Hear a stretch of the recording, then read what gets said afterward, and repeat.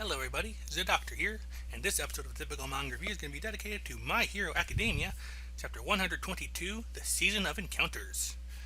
And our cover page is a student file focusing on Juyu Asui.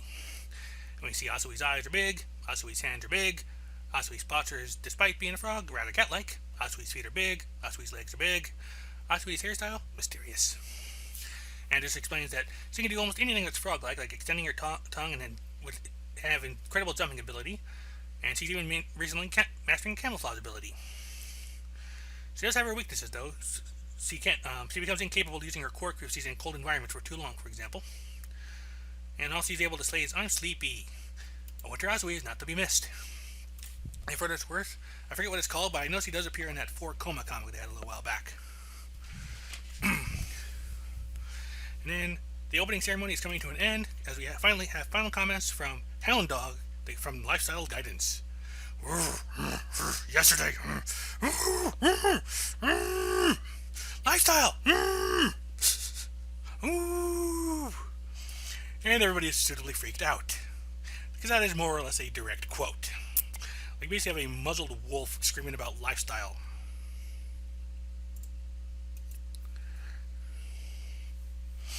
And we have Vlad kind of coming here. It's like, well, while there has been unbefitting, translates as, while there has been unbefitting behavior in the dorm, such as that of students involved in a fight last night, please conduct yourself according to the lifestyle standards expected of you all, is what he said.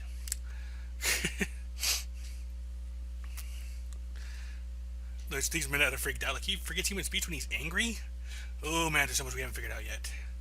Well, Yayo Rosu's like, they're making quite the example out of Midori and Bakugo. And now everybody starts making their way back to classrooms. We start getting our peeks at some of the other students in other classes.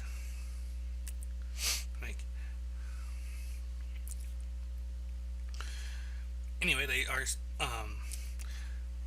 Someone starts asking, one of the guy we saw at the end of the last chapter, wondering if they know who the students who got in the fight were, the first years. Hey! I said hey. And we're in class 1A. Like, starting today, we'll be resuming our normal classroom activities.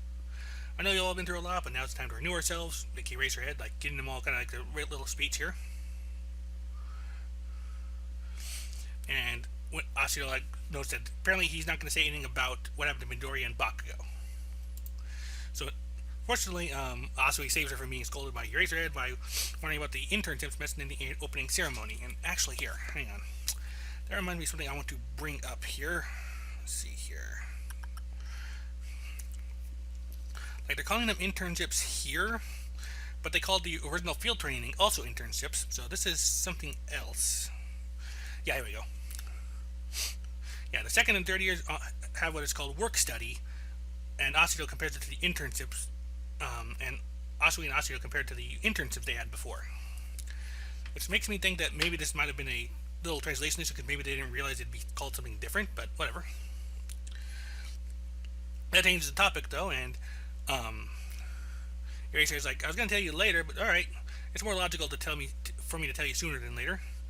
And he points out that they're simply hero activities done off campus, like a more formalized version of the field training and the internships he did with the pro heroes before. Which, Uraraka's like, I didn't know there was a system like that.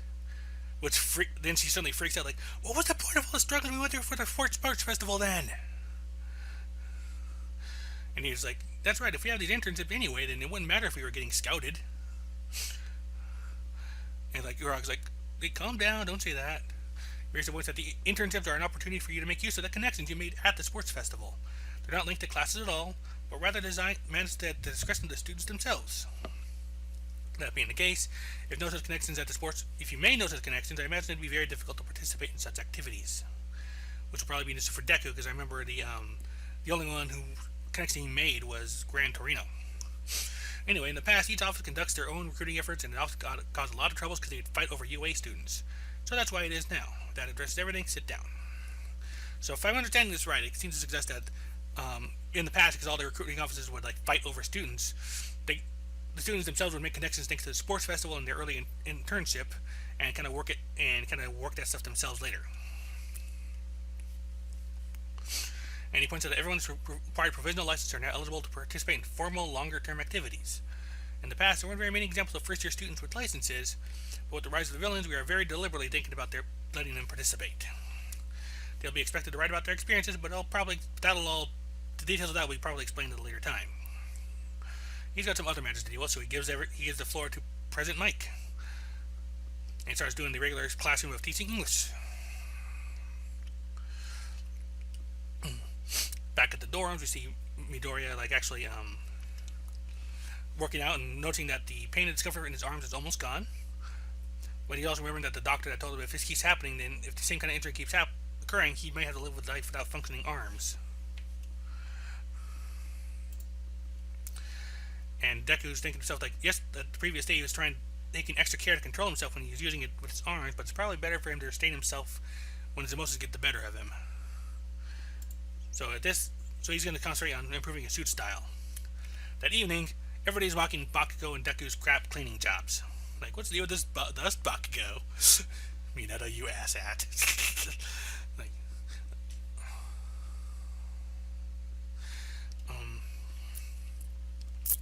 So anyway, Deku's getting ready to take the trash out, but everyone else is having a conversation about what happened recently in class. Apparently, and it freaks out Deku because in just a single day, he's way behind. He's already feeling way out of the loop and left behind. Of course, Ida's in his typical JoJo, he's striking a pose right out of JoJo freaking here. It's what's that look on your face, Mr. House Arrest? I'm mad at you right now. I was also expressly forbidden from relaying any information from class to you. When Deku asked him about the intern stuff. Yeah. And he just tells him and Bakugo they're getting adjusted to. Bakugo's shut up. Deku wants to know, but it's they're deliberately leaving him behind, basically. And it makes Deku realize that 3 days of house arrest is actually a very tough blow.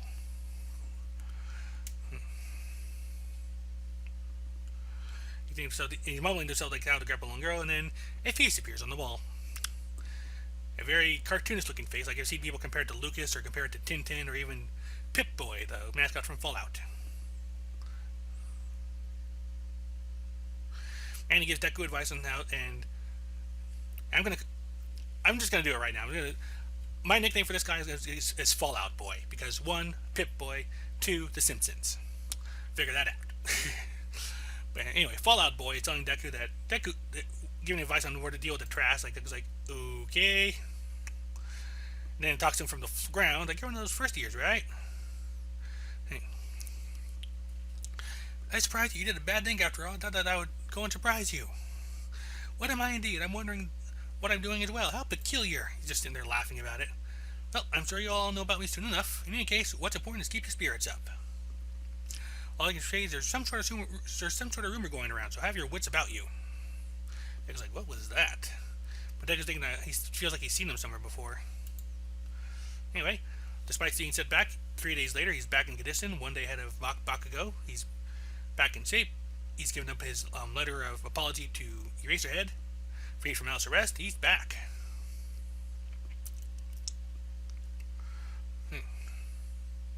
He is all very energetic about making up for missed days. Eraserhead's okay, now that Midoriya is back, let's talk formally about these internships. And at this point, he has some groups come inside. Let's hear firsthand from those with personal experience, how these internships are different from field training.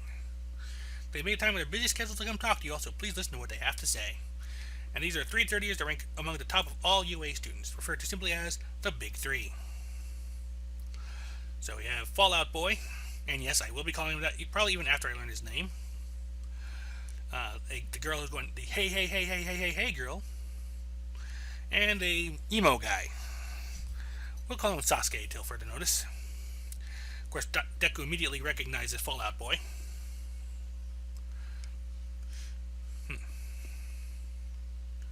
And that is where the chapter ends. Sorry, I was trying to think if there's anything else on there. So I'm not quite sure what to expect from this just yet, though I imagine Fallout Boy is definitely going to be a big thing going forward here. Obviously, next week we're going to learn more about the whole internship deal, or work-study deal. Hopefully, obviously, this Fallout Boy has some kind of kitty pride, phasing power. He can kind of just appear out of different surfaces. Which makes you wonder if he's done spy stuff or knows more than he lets on. And he's very obviously the person who in the past chapter was told that was already. In the last chapter, it ended on Visverse saying that All Might was told that there's already somebody at UA who would be a good successor for him. It's obviously this guy, because if nothing else, the Pip-Boy face would explain why he's like turned away from the camera in that last shot. Because that is a very distinctive look. Like, holy Rin Tin Tin, buddy. Otherwise, not a lot going on in this chapter. Like I said, this is a plot movement chapter in a way. Like, just getting us set up for the new characters. And we only see like them in the final spread side here, so there's really nothing to go on there. Other than the fact that the girl's like energetic with her hey hey hey hey hey hey hey hey hey hey moment. Wondering why they're leaving Bakugo out of this part. Oh, okay, it probably doesn't matter because I get it. It's probably because he doesn't have the provisional license, so he doesn't get a part of this anyway. So we'll see.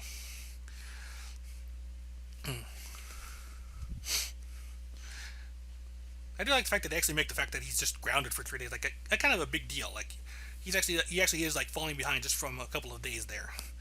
Might be a thing with the Japanese school system being bigger than it is, but even so, still kind of see here. One thing I'm noticing is that Fallout Boy has a rather impressive belt buckle. Looks like a set of teeth, chompers.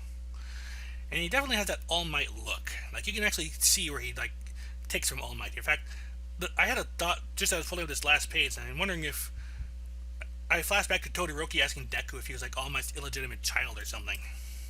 And I'm thinking, maybe there's something to that. Maybe this is it, and maybe I wonder if All Might's aware of that or if something else is going on. My other big thought here is with All Might having been looking for a successor. Does this guy know he was in the running? He obviously isn't going to know about One for All, but does he know like All Might was considering him for like his own success in the symbol of peace? Peace. Where did peace come from? Anyway, all right. So I'm not quite sure what to expect here. We got Fallout Boy, Hey Girl, and Sasuke. So we'll see what they have to do. I noticing Hey Girl has a also similar style hairstyle. So I think it kind of goes in both directions. It's hard to tell because of the speech bubble. Right, but like I said, at this point, there's not a lot going on in this chapter. Nothing much I can really think to comment on right off the top of my head. Maybe something will come to me a little bit later as I actually start working the review. That's happened more than once, actually. But till then, I'm going to call the review here, and until next time, bye-bye.